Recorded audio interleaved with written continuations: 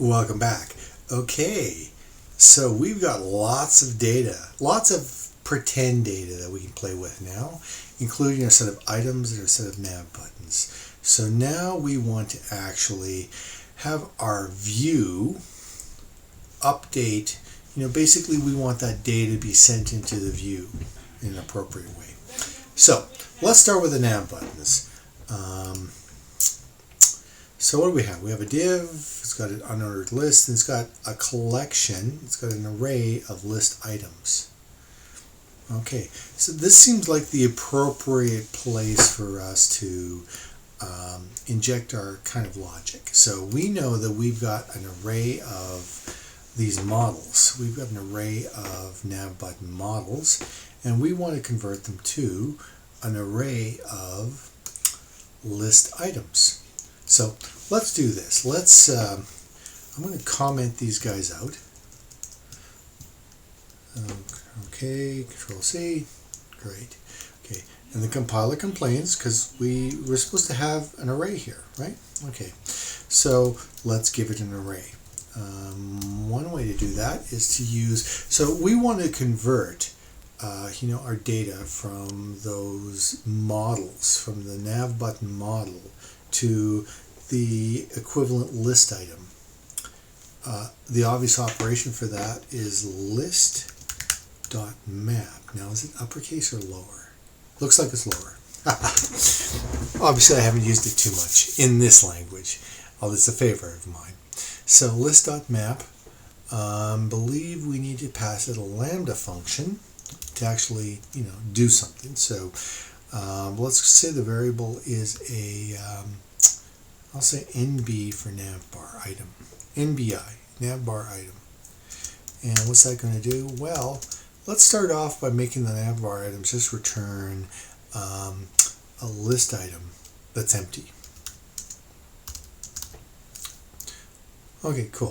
Now, next thing though is list.map needs both a lambda function and it needs, what is the list that I'm iterating over? And in this case, the list is model.navButtons.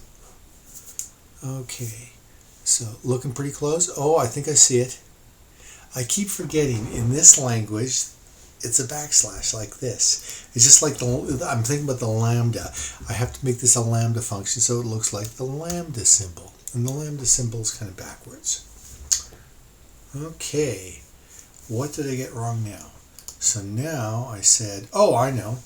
I need to wrap the whole thing in parentheses because I think that's the problem. Let's just try it. Success. Okay, well, success in that it compiles. So now what we've only done here is we said, hey,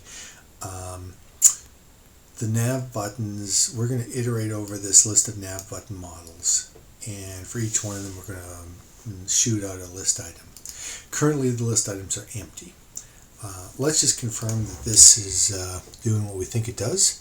So I'll compile that. And I'm expecting that if I refresh my page, now this is my original website, so I want there we go. This is the new website.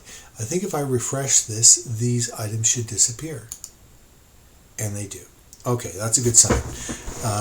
Let's get back to our application and actually fill in what those list items should do. Shouldn't be too hard. It's just your code. Let's grab one of these. So actually what I'm going to do is let's make this multiple lines. And we know that we eventually need to return something that looks kind of like this.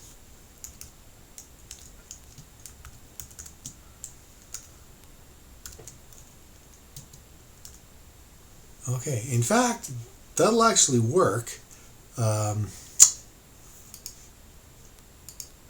It's not the right thing. Why do we have a red thing here? We'll figure that out in a minute. So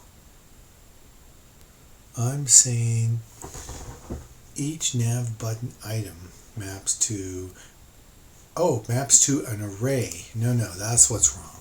It maps to a list item. Excellent. A list item with an anchor tab inside of it. So if I save this, and actually I'll just show you.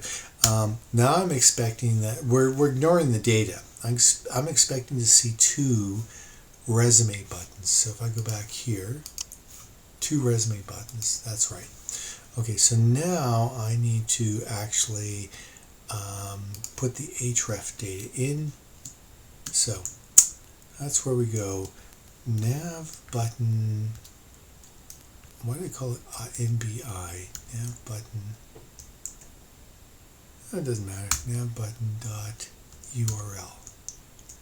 And this is nav button dot name.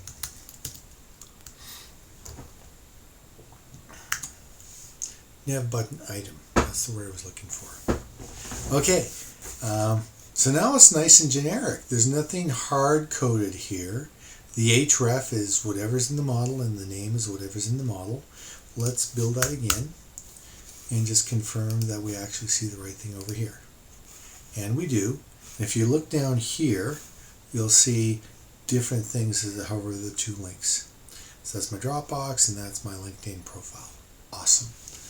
Okay, let's do the same thing for the profile items. So we don't need this anymore. And now we're down here in profile items. So once again, this has to be an array of items. So I'm just going to say it's an array. And I'm going to comment out the existing content. Okay, everything's compiling. Good, good, good. I think it's compiling. Yes, it is. That's actually how it should look. Okay, so instead of returning an empty array, we're going to use the map operation again. So let's do that. Let's get rid of this. And let's go list.map and list.map, and we need to give it a lambda function. And I'm going to say item. Item goes to, now just to let it compile, I'm just going to say it's an empty div. Div, empty, empty. And the next thing we need to do is actually tell it what to map over. So that would be model.items. Okay, looking pretty good. Item is probably just unused. Let me just check. Closing parenthesis.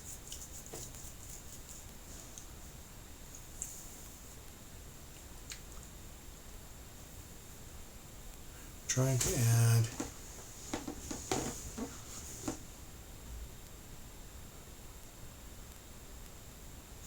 I mean, that looks good. Oh, right. Same problems before, I think. Yes.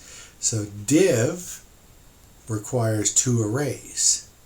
And of course, it parses this and says, oh, yeah, basically we need to say, hey, this is the array. So let's surround the whole thing in parentheses.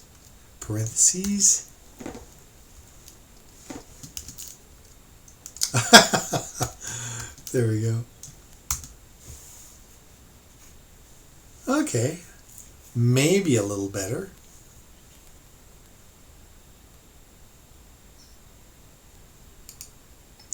Oh, I can't believe I did it again. It's not a // it's a \\. Gotta think of the lambda operator. Nice, okay. So far so good. So now we're shooting out, basically a bunch of empty divs for each item here. Of course, we know we don't want to do that. We actually want something more along the lines of this. So let's do that. Let's grab this, copy, and we're going to replace this. So it's going to be more along the lines of this. And let's just bring this back to life.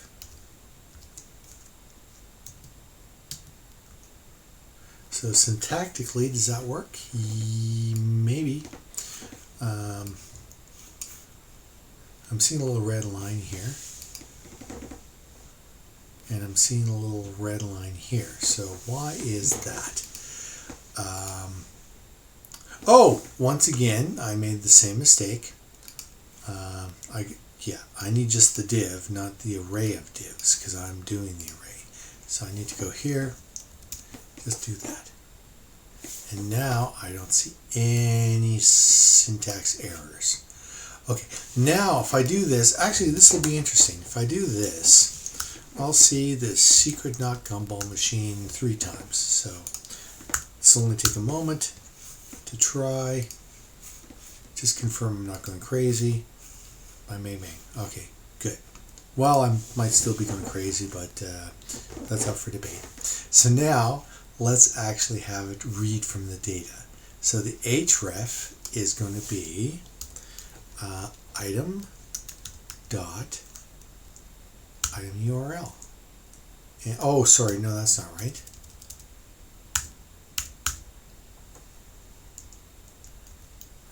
Oh, I think I missed something here. I think I missed in the data. I never actually specified what the item URL should be. Let's see that again. Oh boy. So when we wrote this, I never actually specified the href. In the data. Okay, it looks like that's something we're going to have to do. We're going to have to say this href and this href and this href. We're going to say that's part of the data model. But for the moment, it's missing. So let's see, what will I do for an href? I guess I could just leave it blank. And we'll circle back and fix that in a bit.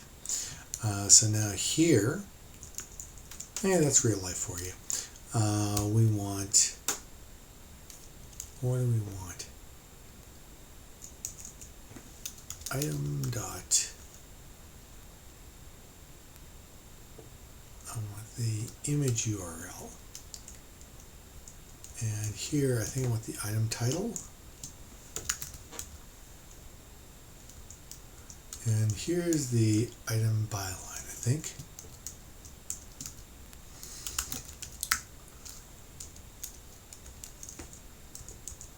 Okay, I think we won't need these.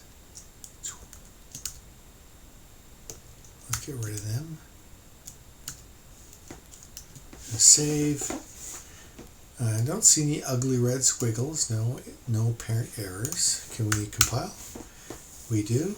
We go over here and we refresh and we get our 3 projects. Excellent.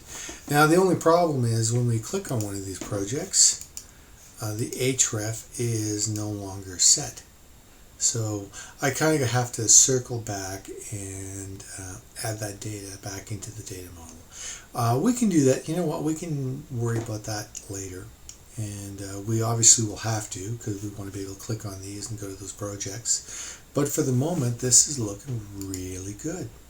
So I'm going to commit this and say, yeah, let's move on to the next section. And in the next section, we want to, of course, get the real data from the back end, which is a fun part.